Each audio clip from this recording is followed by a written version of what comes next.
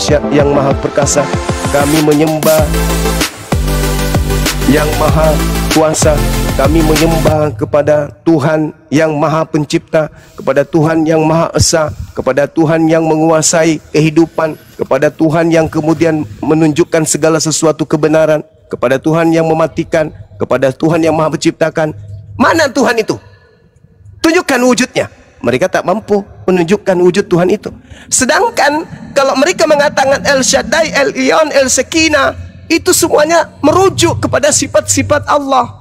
Kami pun demikian. Kami hanya bisa menunjukkan sifatnya. Orang Yahudi hanya bisa menunjukkan sifatnya. Kami hanya bisa menyebut gelarnya. Orang Yahudi hanya bisa menyebutkan gelarnya. Mereka tidak mampu menunjukkan hakikatnya. Kami pun tidak mampu menunjukkan hakikatnya. Mereka menyatakan Tuhan itu maha suci. Kami pun mengatakan Tuhan itu maha suci. Mereka mengatakan Tuhan itu ahad. Kami pun mengatakan Tuhan itu ahad. Mereka mengatakan Tuhan itu pencipta. Kami mengatakan Tuhan itu pencipta. Mereka mengatakan Tuhan itu adalah Dia yang menyatakan diri kepada Abraham, Ishak dan Yakub. Kami pun menyatakan diri, Tuhan kami adalah Dia yang menyatakan diri melalui firman-Nya kepada Abraham, Ibrahim, Ishak dan Yakub. Berarti kami menyembah kepada hakikat yang sama. Sedangkan saudara saya Kristen keteteran, apakah Yesus yang datang kepada Abraham? Ya. Apakah Yesus yang datang kepada Adam? Ya. Tapi duluan mana Yesus daripada Maria? Duluan Yesus. Berarti Yesus lebih tua dari ibunya? Iya. Berarti yang mana yang betul? Maria melahirkan Yesus atau Yesus melahirkan Maria? Yang betul adalah Yesus melahirkan Maria. Kan kuclok. Merusak tatanan tauhid, merusak tatanan konsep agama para nabi dengan adanya Kristen ini. Masuk-masuk merusak, merombak akidah yang ada, baik akidah yang diajarkan para nabi maupun akidah yang diajarkan oleh orang-orang atau rabi-rabi Yahudi. Tuhan itu ahad, ahad, ahad, ahad, ahad. Kristen muncul kemudian, oh yang ahad itu turun mengambil rupa manusia, lalu menjelma menjadi manusia, lalu mati dibunuh manusia. Merusak. Makanya dikatakan zalim, orang-orang zalim. Ulaika hum syarrul bariyah. Itu orang zalim tuh. Maka dikatakan kalian itu orang zalim. Begitu saudara. Jadi berbicara mengenai Tuhan yang disembah oleh umat Islam dan Tuhan yang disembah oleh Bani Israel, dalam hal ini yang diperkenalkan oleh para nabi kepada mereka adalah hakikat yang sama, gelar yang sama, wujud keberadaan yang sama. Dalam arti kata wujud dalam bahasa Arab yaitu keadaan, yaitu adanya sang ada, itu adalah sama. Tapi dengar, laisa kamitslihi syai'. 2 Samuel 7:22. Tidak serupa dengan apapun. Nanti saya buka. Oke, saya tanggapin ya. Satu, silakan. Berarti di zamannya Musa ada kehilangan jejak dari Bang Zuma. Dan kedua, oke, kita nih Nasrani kaum jolim lah, yaitu hak kalian-kalian lah yang menilai seperti itu. Tapi oke lah, kita nih kaum jolim, kaum kafir. Tetapi mengapa kaum kita nih banyak menciptakan teknologi gitu loh, kayak Facebook, Google, kayak ya macam lah, pesawat terbang, mobil. Kenapa gitu loh? Kenapa kenapa nggak kaum Arab aja yang maju-maju gitu loh? Atau mungkin kaum Muslim aja menciptakan bisa menciptakan dunia baru di planet Mars, dunia baru di bulan, seperti itu. Jadi kan kontradiktif kita nih yang kaum jolim. Ini menurut saya ya, saya langsung ngambil logika aja. Itu Bang Zuma, kenapa sih Allah tidak langsung serta-merta jebret non muslim hajar? Oke. Gitu. Ini mau tanya aja. Saya ingin tanya kepada saudara, akal pikiran kita ini goib atau tidak? Akal pikiran bisa dua, goib dan logik. Lah, logik itu buah dari pikiran. Enggak dong. Logik pikiran itu pikiran juga. Pikiran itu apakah dia bisa kemudian dilihat atau gaib? Pilihan atau gaib? Ya, pikiran itu dari gaib, dari sesuatu yang lah, yang gaib tidak nyata. Gaib nggak? Kemungkinan gaib nggak? Bisa jadi yang nyata. Pasti itu hayal, pasti itu imajinasi dong. Jangan gaib lah. Gaib nggak? Gaib sama Goib. Saya bilang imajinasi. Artinya, iya goib kan?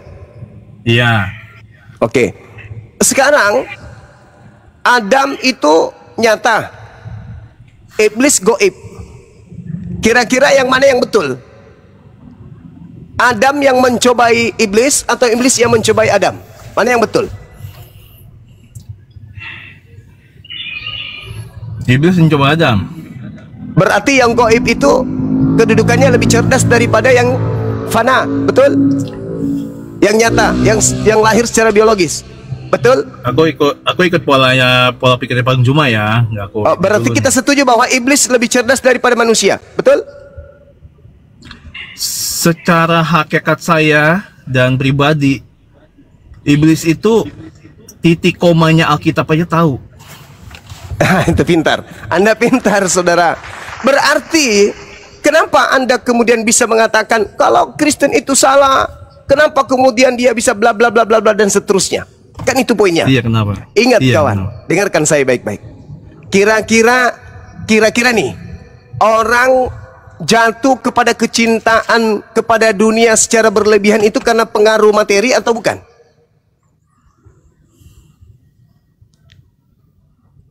Bukan karena materi aja ya. Bukan ya, enggak sih kan. Bukan. Enggak dulu Bang Juma. Misalnya contoh gini. Contohnya nih helikopter. Aku lupa lah namanya siapa. Dia bukan karena uang.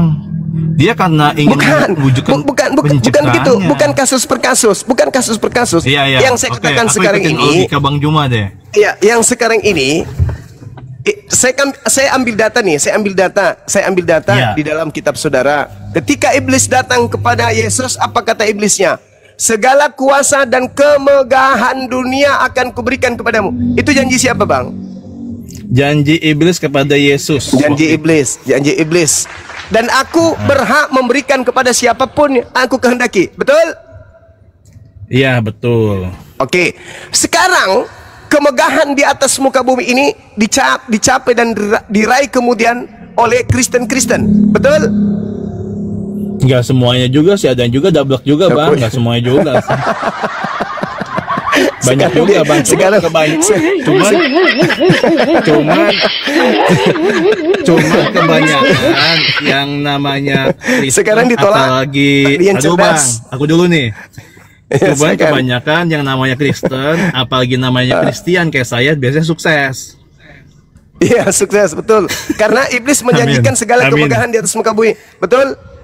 Iya. Sehingga dengan adanya pencapaian terhadap apa yang dia temukan dan yang dia dapatkan dan dia raih dalam hidupnya, semakin cinta akan dunia, betul? Kebanyakan lah. Ya, siapa yang kemudian pernah diajarkan oleh siapa yang mengatakan lebih mudah onta masuk ke dalam lubang jarum daripada orang kaya masuk ke dalam surga? Siapa yang pernah diajarkan begitu dan kepada Yesus? Siapa orang kaya yang Anda maksud tadi? Yang orang hebat? Orang kaya itu kalau aku baca Alkitab menurut saya itu masalah generasi. Nah dulu nih, Bang Jum Senja. Iya, silakan. Kalau dalam bacaan itu, karena aku menghayati banget ya, orang kaya pada saat bacaan itu adalah salah satunya orang yang bisa menjalankan hukum Taurat.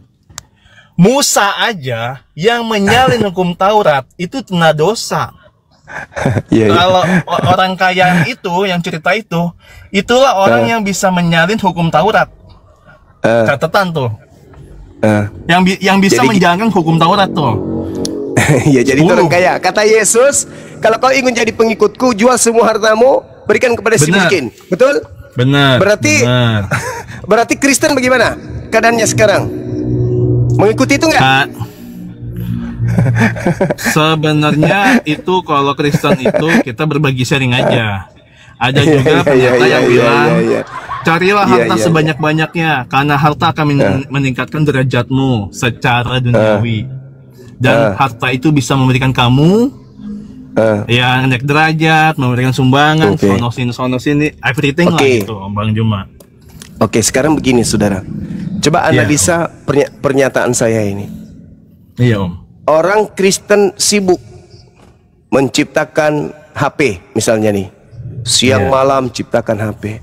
Umat Islam sibuk dengan Nggak beribadah. Kristen lah om, non Muslim lah contohnya. Jangan Kristen aja, non Muslim lah. Kan orang Korea juga kan banyak juga.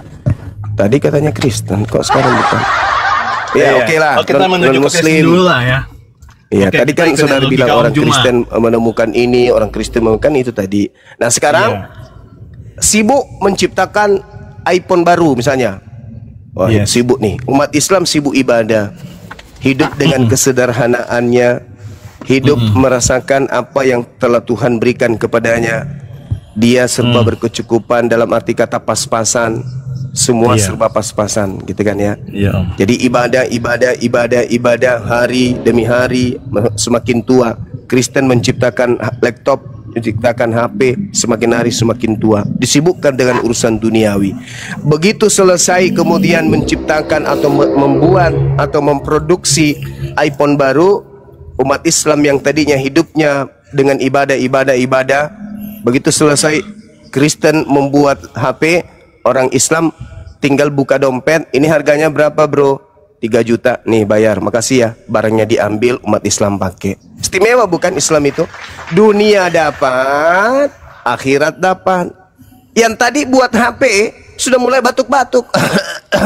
Diambillah duitnya 3 juta itu, pakai berobat, kena TBC, pulang dari rumah sakit, lututnya keseleo, kejeduk pintu, masuk lagi rumah sakit, operasi lutut, habis juganya. Ibadah tak ada, duit yang tadi sifatnya fana habis, ludas. Datanglah waktu di mana dia harus kembali ke Tuhan.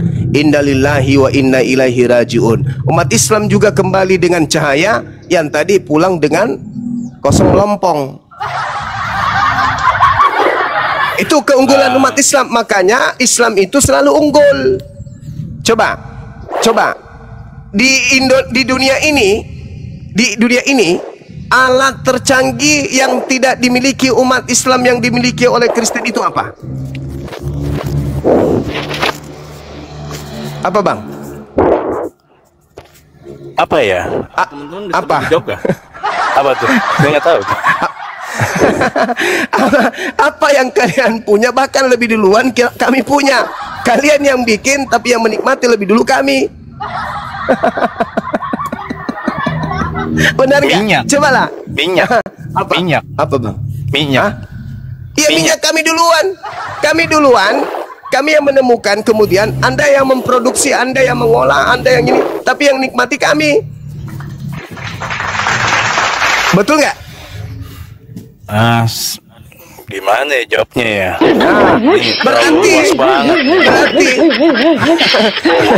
Berarti dalam hal ini kami menang.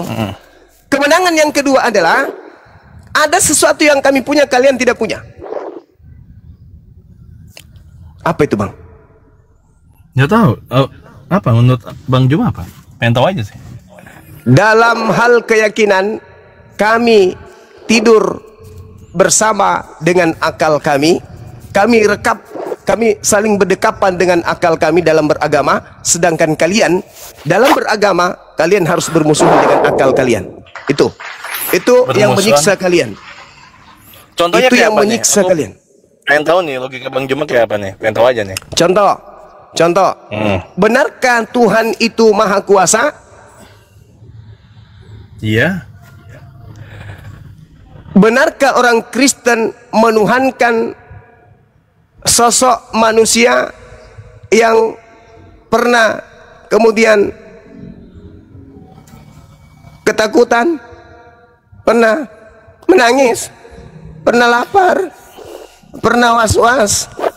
Nah, gini Bang, aku jawab dulu nih. Kadang di Kristen juga gagal paham juga yang itulah deritanya. Enggak. Itulah deritanya yang kumaksud. Kalian menderita dengan agama Kristen. Menderita gimana? Kalian memeluk sebuah keyakinan yang membuat kalian menderita. Di situ itu kan prosesnya si Tuhan menjadi manusia, Bang. Nah, itu dia. Bagaimana ceritanya Anda bisa meyakini dengan akal pencipta langit dan bumi berproses menjadi bukan pencipta?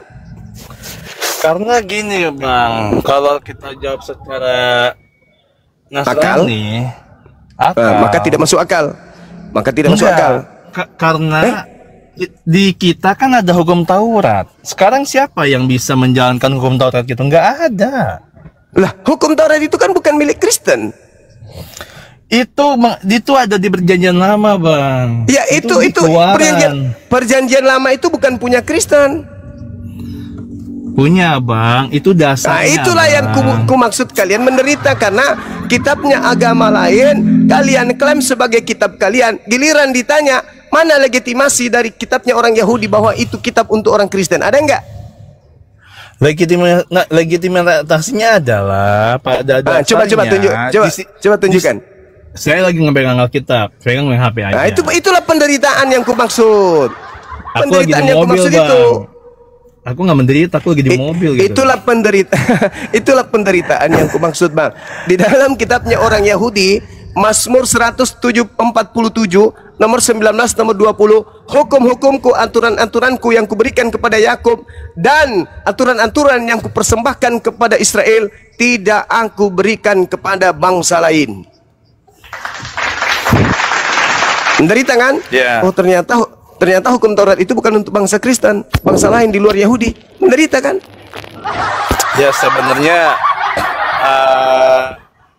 saya pribadi juga ada kalau di perjanjian lama aku nggak terlalu banyak ngikutin, tapi aku banyak ke perjanjian baru. Karena di perjanjian lama yang abang bilang itu juga kagak juga, Bang. Aku nggak menderita, aku berkecukupan.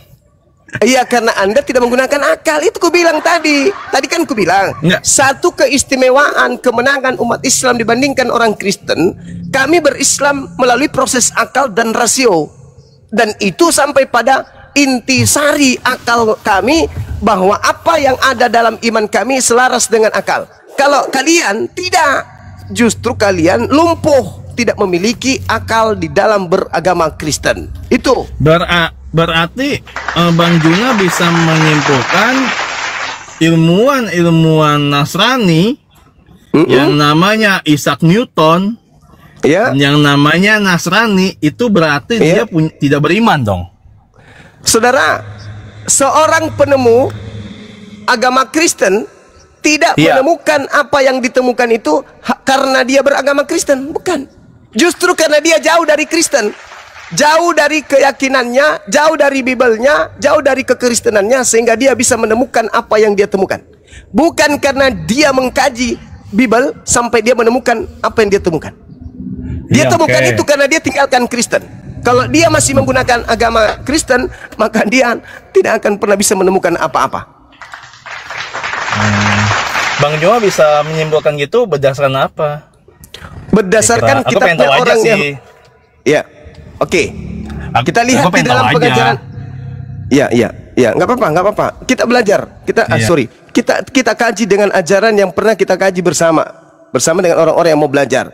Anda baca di dalam kitab saudara bagaimana Paulus mematikan akalnya orang Kristen. Contoh, di dalam 2 Korintus 10 nomor 5. Kami membinasakan pemikiran manusia dan merubuhkan ketinggian pengetahuan Tuhan. Bahkan pengetahuan Tuhan pun itu dilumpuhkan oleh Paulus. Lalu di dalam kitab saudara yang lain dikatakan begini, 1 Korintus 1 nomor 19.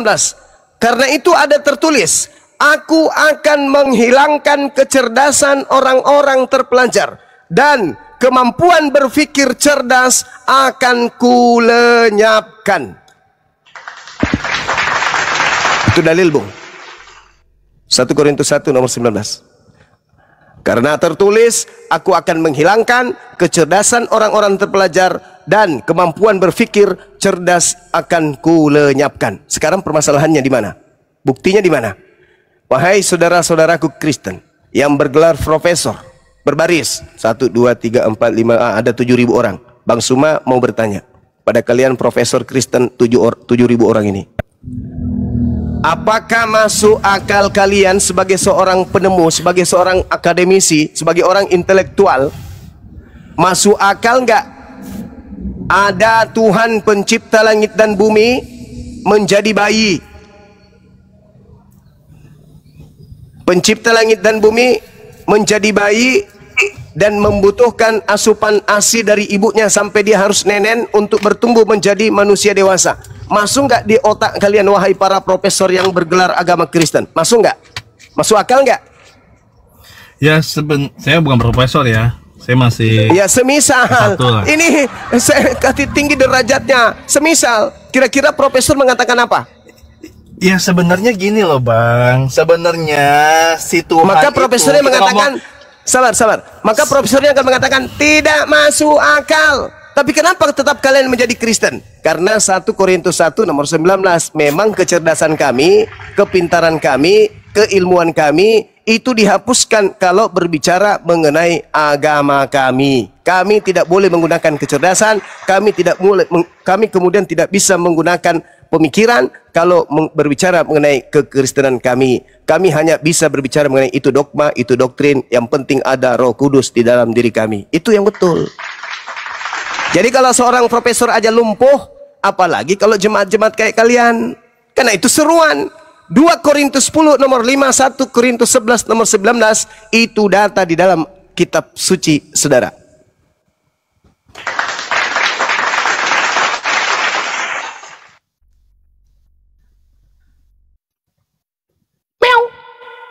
Lanjut teman-teman, saya ibadah sejarah 10 sampai 15 menit. Silakan. Ya. Nangis dulu. Wis. Kok nangis? Kenapa Bang? Nggak usah nangis Bang. Cemen amat. Enggak. Kenapa Bang Kris kamu yang buat dia nangis Bang. Bang Kris yang nangis. Kenapa aku nangis sih? Saya sapa dulu Bunda Rahma. Assalamualaikum warahmatullahi wabarakatuh. Ustadz Alif. Waalaikumsalam warahmatullahi monitor wabarakatuh. saya baru kembali. Tadi aku udah menyapa Kang. Silakan. Nggak boleh dong bisa bilang assalamualaikum ke non muslim, nggak boleh itu. Mama saya bilang itu. Ke saudara muslim saya. Sedikit. Lanjut, Dinda Alif. Nanti Siap, di dalam Bunda. 2 Korintus 10 nomor 5 itu jangankan pengetahuan kita sebagai makhluk, di dalam pengajaran 2 Korintus 10 nomor 5 ya, pengetahuan dan ketinggian daripada kemahatauan Tuhan saja itu dilenyapkan, dirubuhkan oleh konsep kekristenan ini. Jadi pengetahuan Tuhan itu dilenyapkan. Tuhan pun ilmunya lenyap, digiring menuju kepada iman, kepercayaan, keyakinan kepada Kristus. Semua hilang, pengetahuan hilang, kecerdasan hilang, pikiran hilang. Dan itu bukan hanya pikiran dan pengetahuan manusia, pengetahuan Tuhan pun dihilangkan demi untuk menaklukkan orang kepada Kristus. Itu data. Sholat dulu. Itu 2 Korintus 10 nomor 5 ya, silakan Dinda Alif. Itu ditegaskan di situ.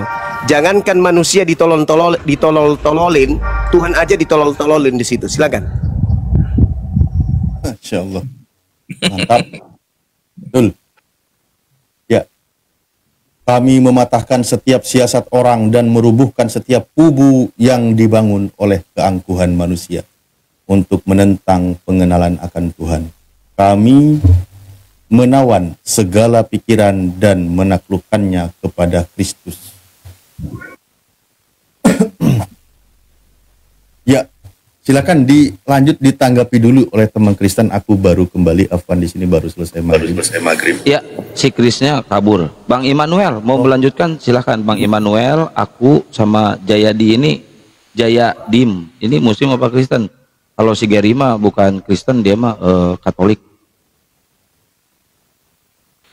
Oke, aku mau nanya sama Bang Alif ini. Datang-datang nanya bukannya salam kayak apa kayak ngehe lu buat citak lu. Selamat apa nih sore? Malam ngehe. Bang Alif, Pak Ustadz. Siap, Pak Ustadz ya. siap, selamat sore. Aku nanya nih Bang, aku yang logis-logis saja. Gini kan Bang, kan sering kan umat Kristen mendengar. Udah panggil nama enggak, Pak? Oke Bang, sering kan orang umat-umat teman-teman Muslim sering membuat stigma negatif tentang Paulus dengan mengatakan tanda kutip Paulus rasul palsu, kan begitu kenyataannya kan. Sekarang yang saya tanya sama abang gini Bang ya, logika berpikir lah, Apa sih untungnya si gini, apa sih untungnya Paulus ini mau menjadi rasul palsu? Satu, motivasi dia apa? Harta ya dia nggak punya. Enggak, si Paulus ini terus terang dia kekurangan. Tahta, dia ini orang susah, nomaden, berpindah tempat. Bahkan beberapa kali hidupnya terancam, beberapa kali menghadapi mahkamah agama atau Sanhedrin. Bahkan hidupnya berakhir di penjara. Kan gitu. Jadi motivasi dia ini apa? Mau menjadi rasul palsu, tanda kutip ya.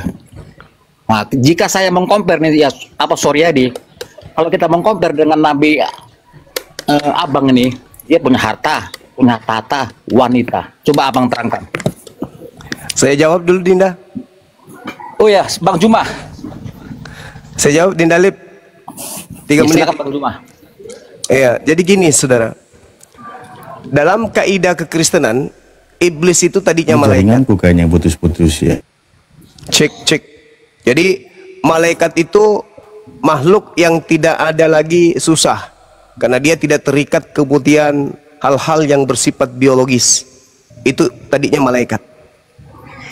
Lalu apa motivasinya kemudian dia menjadi iblis?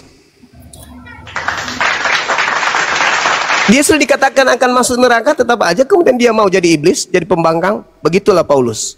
Jadi jangan Anda bermimpi, wah dia orang baik karena dia tidak. Iblis aja nih, tadinya malaikat, mau untuk masuk ke neraka. Yang penting dia bisa menyesatkan orang. Jadi kalau Anda bertanya seperti itu, jawabannya sederhana.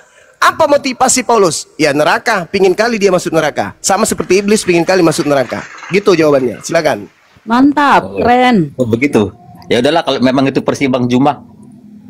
Aku sebenarnya mau pingin diskusi sama Bang Ardiansa nih. Ada diskusi saya yang terputus Ya. tentang dia pernah menjelaskan plural of majesty, tapi nggak ada Bang Ardiansa ya. Next lah tuh. Udah aku turun dulu Bang ya. Alah. Ada urusan.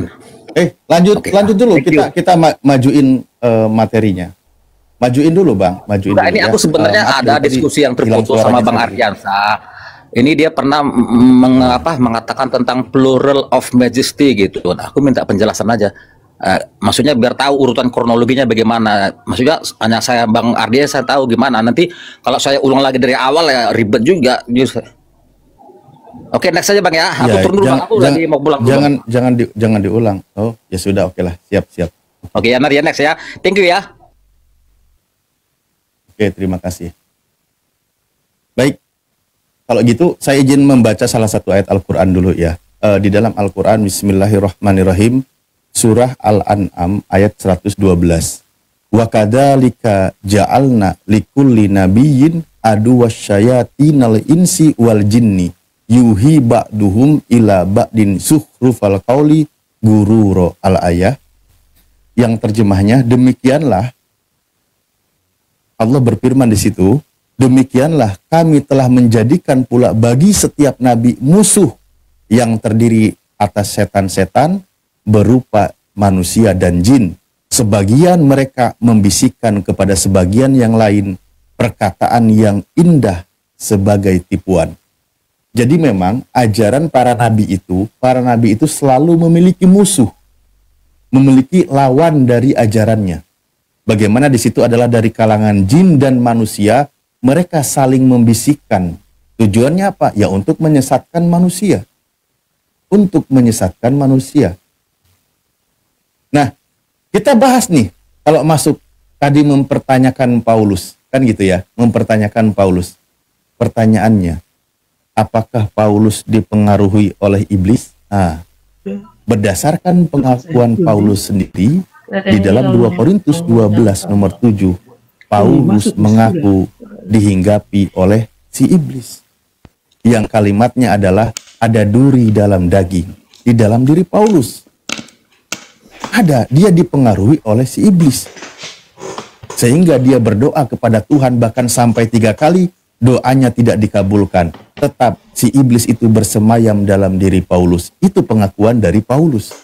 Nah, kalau sudah Tuhan yang mengizinkan iblis bersemayam di dalam diri seseorang, bagaimana ketika kita melihat kitab di dalam perjanjian lama, itu merujuk kepada siapa? Contoh 1 Raja-Raja 22 nomor 23.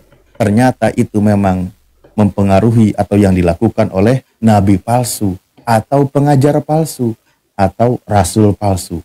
Nah, itu tadi ya. Saya meneruskan narasi apa yang disampaikan oleh guru kami dan ini sebagai bahasan lanjutannya. Di sini sudah ada Kristen yang berdek, soalnya tadi yang bertanya juga sudah nggak ada. Silakan. Oke Bang, ini pertanyaan saya Bang.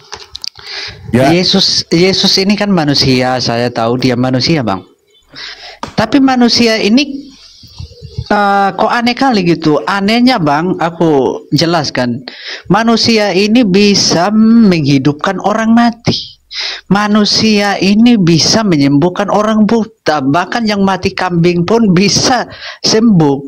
Terus dia ini kok bisa mati udah 3 hari, kok bisa bangun? Bisa dijelaskan itu Bang? Ya. Sangat bisa dijelaskan. Sangat Silakan. bisa dijelaskan.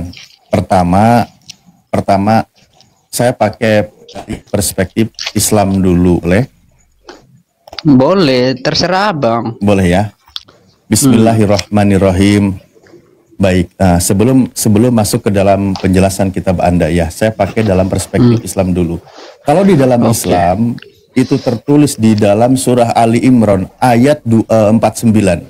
Bismillahirrahmanirrahim wa rasulan ila bani Israil. Bahwa dia itu sebagai utusan Tuhan untuk Bani Israel, anni qad ji'tukum bi ayatin mir rabbikum. Aku datang kepada kalian semua dengan membawa satu tanda mukjizat dari Tuhan, dari pencipta untuk kalian semua. Anni akhluqu minat ini kahyatit thair. Bahwa dia itu bisa membuat sebuah burung lalu dari tanah liat ditiupkan maka dia jadi atas biidnillah, atas seizin Tuhan. Mukjizat yang dia lakukan atas izin Allah, atas seizin Tuhan dia buat. Lalu dia menghidupkan yang mati atas seizin Tuhan. Yang hebat di situ adalah Tuhannya. Dia hanya sebagai perantara untuk melakukan keajaiban-keajaiban atau mukjizat-mukjizat. Tentu yang maha hebat itu adalah Tuhan yang mengizinkan atas perbuatannya. Sebagaimana kisah Nabi Musa ketika dia membelah lautan, bukan Nabi Musanya yang hebat. Nabi Musa hanya memukul dengan tongkatnya lautan itu sehingga terbelah menjadi 2. Apakah Anda akan mengatakan Nabi Musa begitu hebat? Lautan yang begitu dalam bisa dibelah sehingga dia bisa jalan ke dasarnya. Bukan Nabi Musa yang hebat, tapi Tuhannya, dia hanya perantara. Itu yang disebut mukjizat. Sebagaimana juga Yesus tadi yang kau sebutkan. Nah, itu kalau dalam Al-Quran. Bagaimana kalau dalam kitab Kristen? Saya buka di dalam KPR, kitab Kisah 2 nomor 22. Memang pengumuman ini berlaku hanya untuk Bani Israel. Makanya banyak orang-orang di luar Bani Israel itu tidak ngerti. Saya buka ya, ini khutbah Petrus. Kata Petrus, Kisah Para Rasul 2 nomor 22. Hai orang-orang Israel, Bang Sandi bukan orang Israel tidak hai. Dengarlah perkataan ini. Yang aku maksudkan ialah Yesus dari Nazaret, seorang yang telah ditentukan Allah dan yang dinyatakan kepadamu dengan kekuatan-kekuatan dan mukjizat-mukjizat dan tanda-tanda yang dilakukan oleh Allah dengan perantaraan Yesus di tengah-tengah kamu seperti yang kamu tahu. Jadi dia itu melakukan mukjizat, melakukan perkara keajaiban, bukan dianya yang hebat. Yang mengutus dia itu yang hebat. Dia hanya sebagai perantara. Iya, aku yang tahu bukan ditugaskan dia oleh yang Tuhan. aku tahu bukan dia yang hebat karena itu kan atas izin sudah. atau kuasa aja yang dia Yes. gunakan gitu. Pertanyaan saya, kok bisa dia udah mati? Kalau udah mati walaupun ada kuasa, itu kan kuasa kan mati juga gitu. Kok bisa hidup kembali? Itu pertanyaan saya, Bang. Maksudnya apa? Nah, pertanyaan saya, ini kan Dibangkitkan, dibangkitkan. Iya, dibangkitkan Kita buka gitu. lagi ayatnya. Kita buka lagi ayatnya. Di dalam kitab Anda masih di pasal yang sama. Yesus inilah yang dibangkitkan oleh Allah. Yang dibangkitkan Allah. Yang hebat yang membangkitkan atau yang dibangkitkan? Yang membangkitkan. KPR 2, Kisah 2 nomor 32. Tadi kan 22, sekarang 32-nya.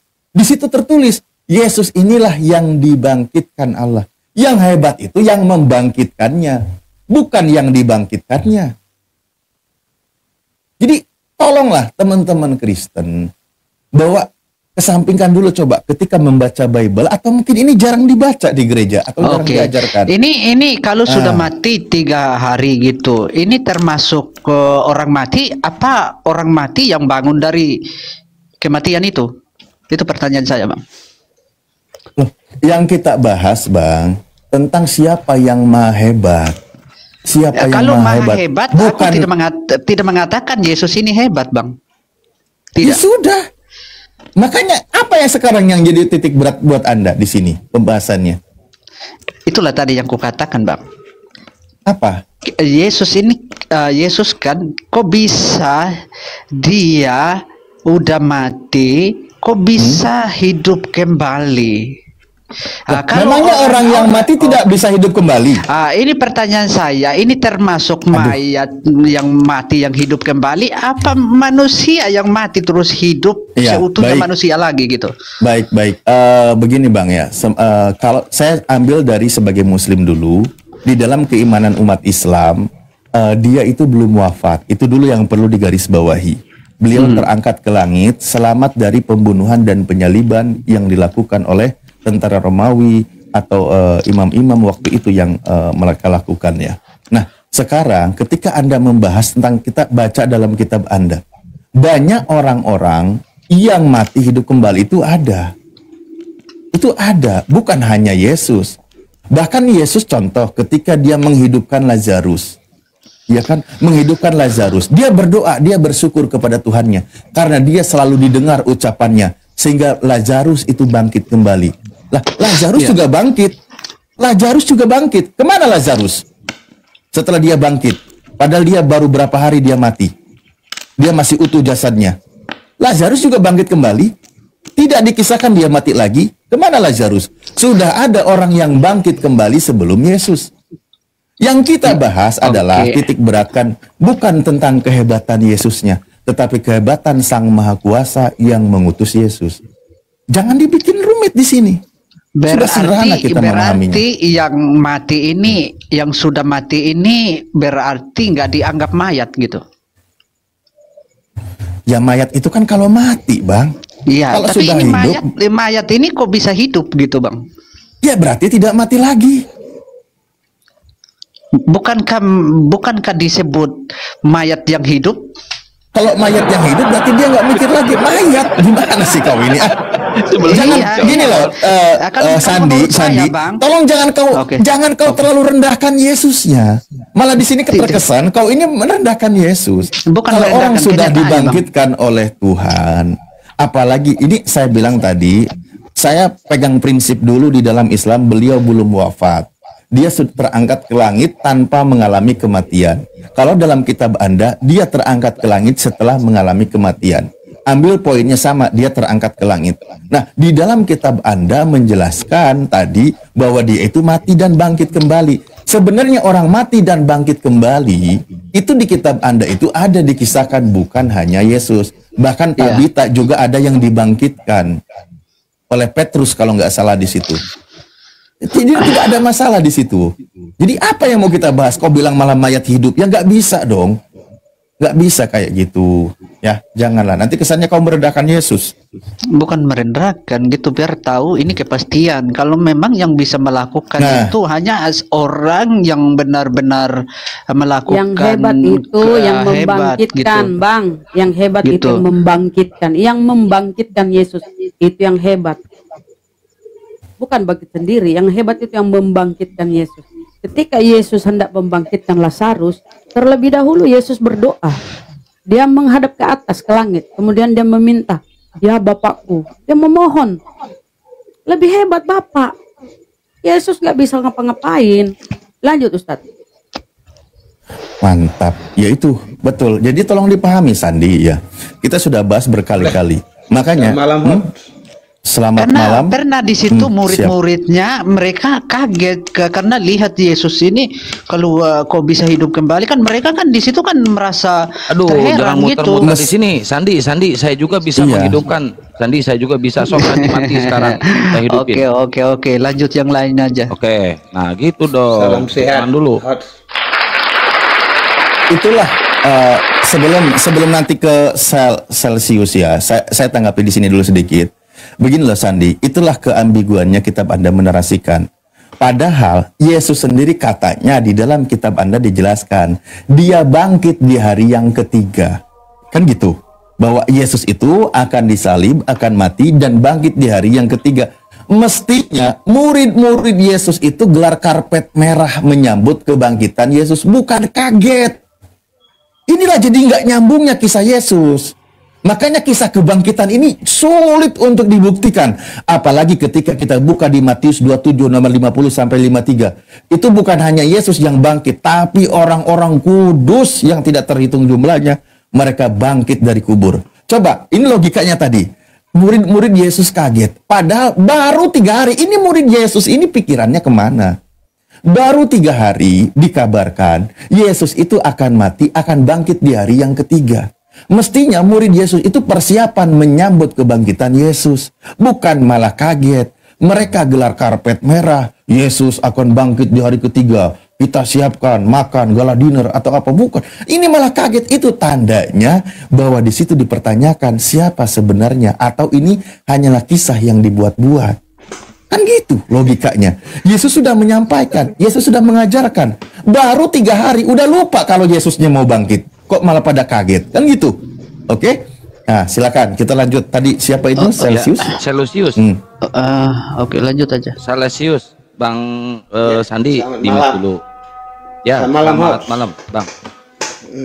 Abang dari Kristen apa Oten? Oh, Oten itu apa sih, Bos? Oh, Kristen. Maaf, ya? nggak tahu Oten itu apa. Saya Kristen, Bos. Ya, ya. Iya, tadi halo, ada yang mau ditanggapi? Ya, gini, saya mau baca tema ini ya. Baca tema yang terpampang di layar itu ya. Siapakah penyesat itu? Ya. Iya. Nah, siapakah penyesat itu? Ya, kalau pertanyaan itu ditujukan kepada saya pribadi ya. Maka jawabannya itu adalah penyesat itu adalah orang yang pernah tersesat. Itu jawaban saya. Iya. Tenang.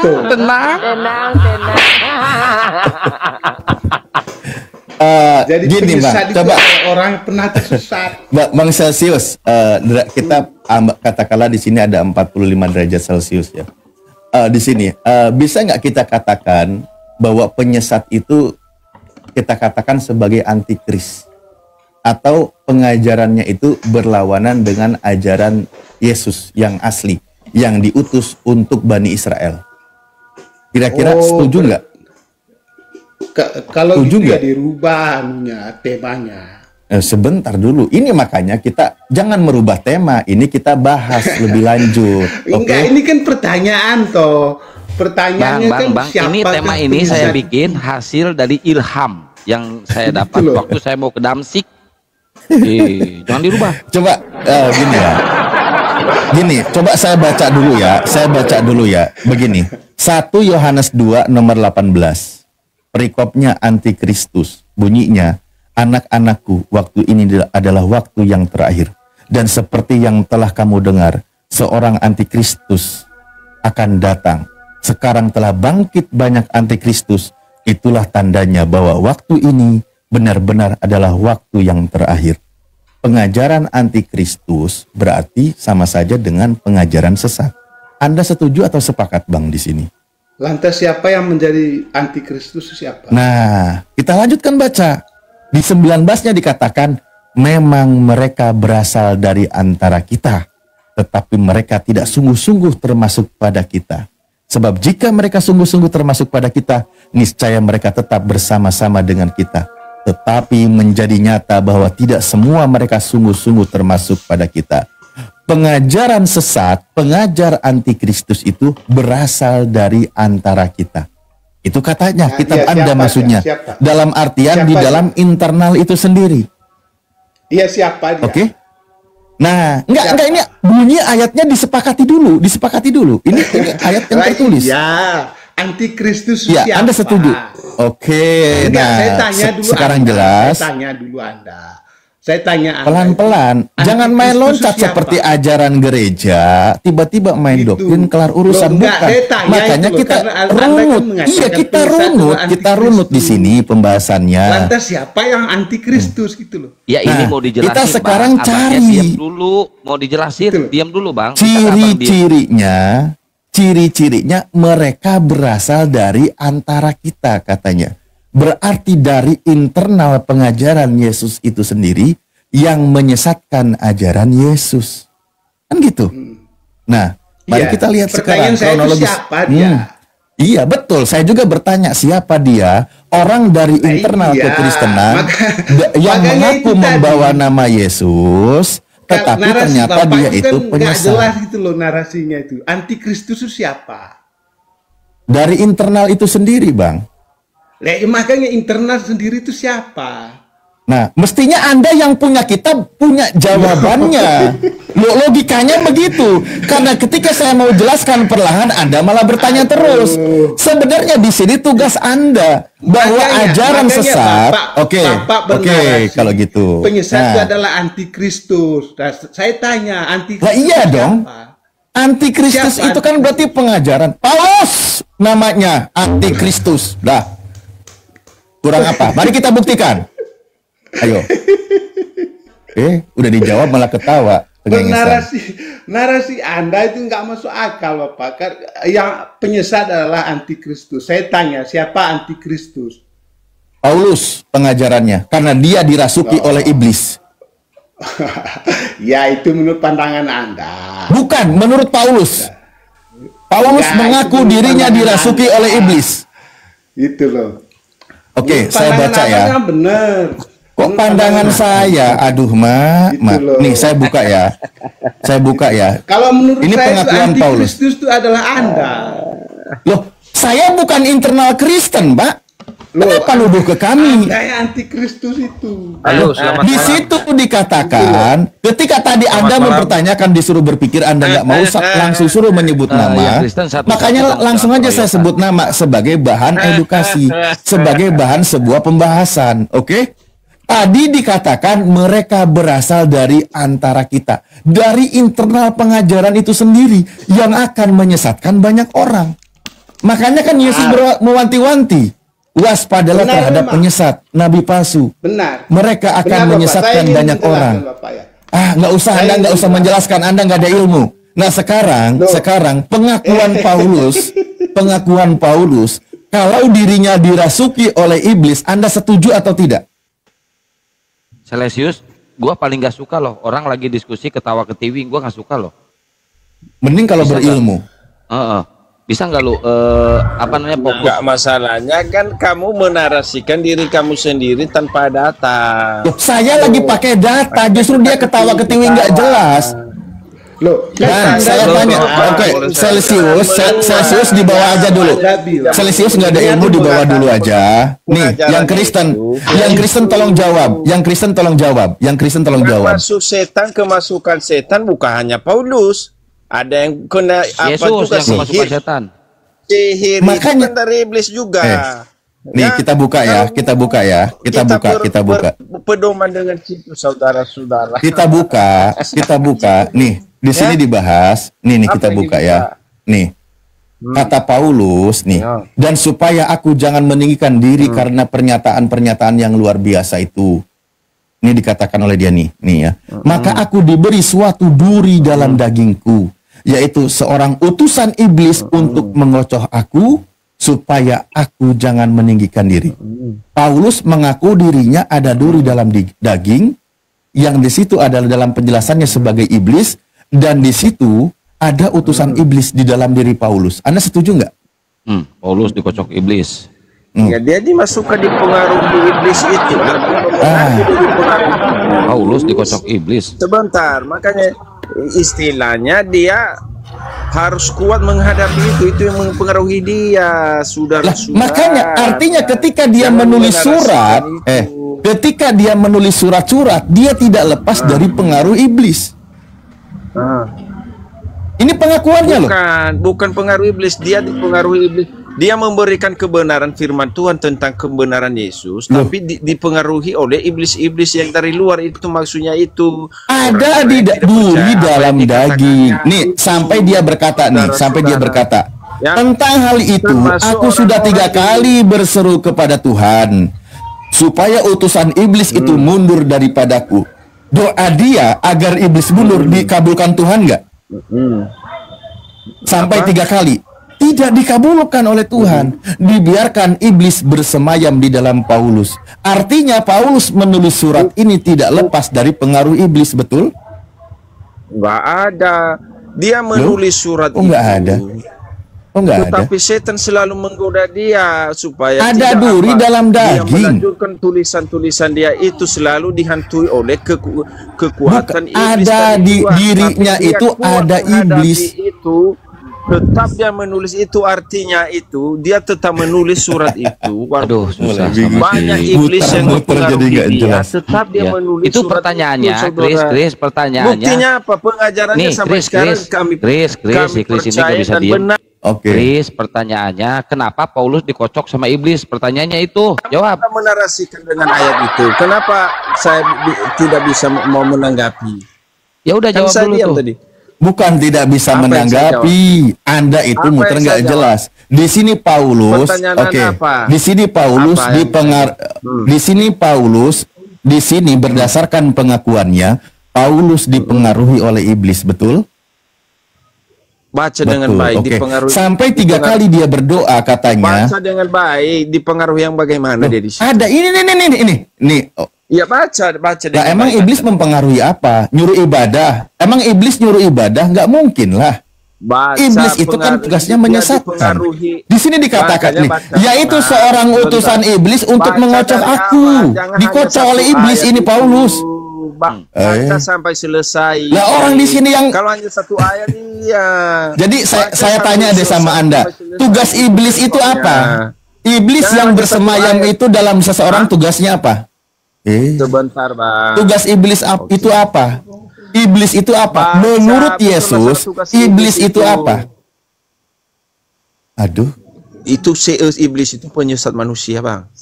Setan itu. Nah, iya. Kalau iya betul kan? Setan yang tidak mengikuti perintah Tuhan yang selalu menggoda manusia untuk biar jatuh ke dalam dosa. Dia mempengaruhi siapa di sini? Mempengaruhi siapa? Walaupun dikasih kebenaran kepada iblis itu dia tidak mau. Walaupun dikasih kesenangan ini yang benar, ini yang pas. Di sini udah jelas, hanya di sini. Maka aku di suatu duri dalam dagingku. Itulah orang-orang ciri-ciri. Gini Bang ya, sedikit Bang saya boleh bicara, tapi tolong jangan dipotong ya. Halo, selamat malam. Ya, malam Bang. Nggak jelas. Ya. Silakan Bang, kalau mau diam silakan. Tadi kalau saya simak kan di sini sudah jelas Bang, ya. Sebentar dulu Bang Alif. Paulus sebentar Bang Alif. Siap. Enggak ada jelas. Tolong diskusinya yang itu ya, jangan bunyi nggak jelas kayak sahabat Chris itu ya. Dari sebentar Bang sahabat, saya boleh bicara sedikit. Dibaca sampai selesai kenapa iblis itu bukan masuk ke dalam Paulus itu mempengaruhi Paulus, bukan. Dia iblis itu menggoda pikiran Paulus supaya Paulus tidak setia kepada Yesus. Paulus dulu ya, melawan itu. Jaringannya ini. Begini Bang ya, Bang Alif. Jadi kalau kita mau berbicara kisah Paulus, nah tadi saya simak kata Bang Alif tadi bilang siapa penyesat di dalam terhadap Kristus, betul kan? Ya. Cek. Oke. Nah, saya betulkan sebelum Paulus mengikuti Yesus, dia itu memang ibaratnya mengajarkan ajaran Yesus secara tidak benar. Dia itu masuk dalam internal Kristus, pura-pura jadi Kristus, mengikuti Kristus. Oke. Kita pelan-pelan Bang. Sebentar dulu Bang Ali, biar saya selesaikan dulu. Nah, dia mengajari orang-orang pada zaman itu secara tidak benar tentang ajaran Kristus. Kalau kita keripik singkong, lu bisa diam dulu nggak, sahabat Kris? Kalau kita bisa diam, lu orang lagi ngomong. Kalau kita ke bawah zaman sekarang, kejang kalau dikasih ke zaman sekarang sebenarnya ada contohnya. Itu tuh lagi ngobrol sama kita, seperti yang saya ragukan ini ya. Ini Sandi ini. Sandi ini mengaku-ngaku dia sebagai internal Kristen gitu kan. Kalau saya lihat dari omongannya tadi. Tapi saya meragukan itu. Karena dari omong-omongannya dia tidak seperti Kristen pada umumnya. Maka kalau memang Sandi benar-benar orang Kristen, coba on cam, saya mau ajukan beberapa pertanyaan kalau memang dia benar-benar Kristen. Ya. Itu yang pertama. Itulah ibaratnya Paulus sebelum dia mengikuti Yesus itu seperti Sandi. Ya, dia masuk ke internal Kristus, dia mengajar Kristus secara tidak benar. Tapi ketika Paulus bertobat, Tuhan yang memilih Paulus. Itulah hebatnya Tuhan kami. Itu kata si Sandi juga nggak percaya lu Kristen katanya. Sebentar dulu on cam, biar sama-sama on cam. Ya, sebentar dulu. Si Sandi lu Kristen. Sebentar dulu. Itulah hebatnya Tuhan kami. Sebentar dulu, kok jangan seperti anak kecil lah. Biar orang mendengar gitu loh. Nah, itulah hebatnya Tuhan kami. Walaupun Paulus misalnya mengajari orang-orang pada zaman itu secara tidak benar, Tuhan pilih dia sebagai alatnya untuk memberitakan Injil dan kebenaran. Kalau Tuhan pilih dia, apa yang nggak mungkin? Siapa yang pilih dia?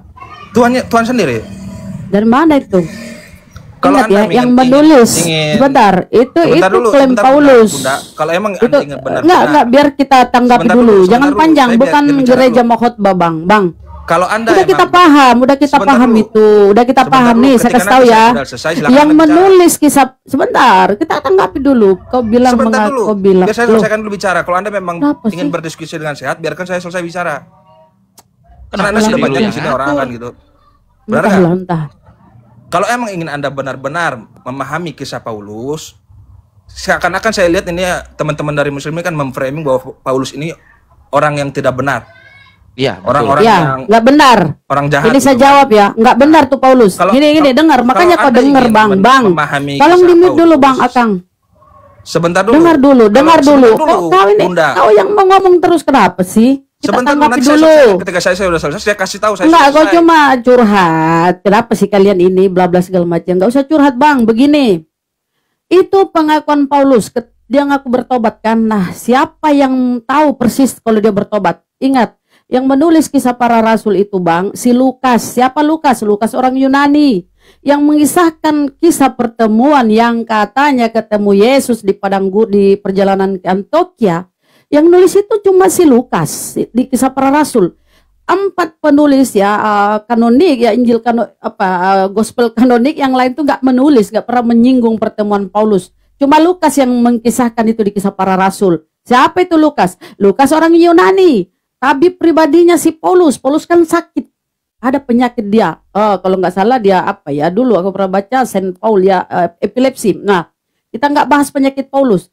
Ketika si Lukas mengisahkan tentang pertemuan Paulus ini kan klaimnya, bahkan penglihatan ketika disidang oleh Raja Agripa.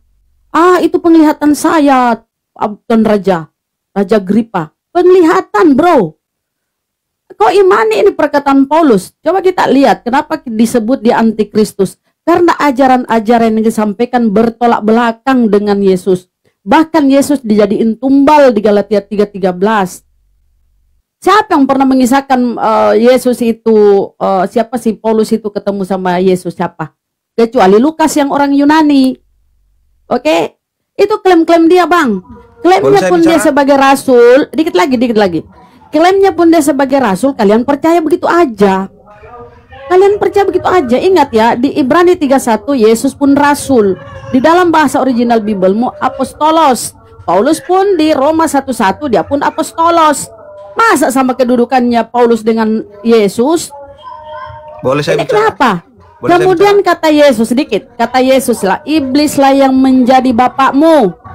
Hanya satu bapak, yaitu dia yang di surga. Tidak ada bapak di bumi. Hanya dia yang di surga bapak. Tiba-tiba Paulus mengaku dia bapak di dalam Yesus Kristus. Boleh saya dijawab oleh Yesus. Iblislah yang menjadi bapakmu. Dia bapak. Apabila dia berkata dia berdusta, dia bapak segala dusta. Apa yang dikatakan segala sesuatunya itu adalah dusta. Apa kata Paulus? Kalau dengan dustaku, itu saudara-saudara Paulus loh. Jadi apa yang disampaikan oleh Yesus tentang antikristus ini ya dipenuhi oleh si Paulus. Saya minta pertanyaan saya, siapa yang mengkonfirmasi kerasulan Paulus? Coba.